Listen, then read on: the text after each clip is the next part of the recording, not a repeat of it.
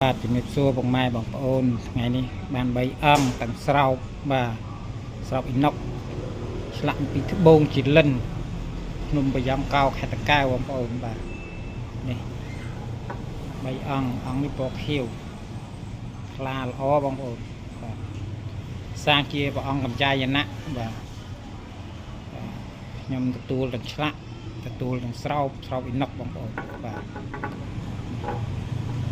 អង្គទៀតចំនួន3អង្គបាទ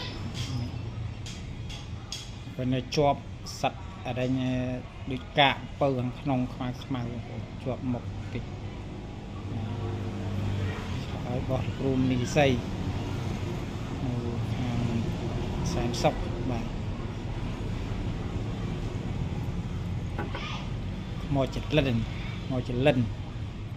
បងប្អូនគុណច្រើនបងម៉ែបងប្អូនបាទ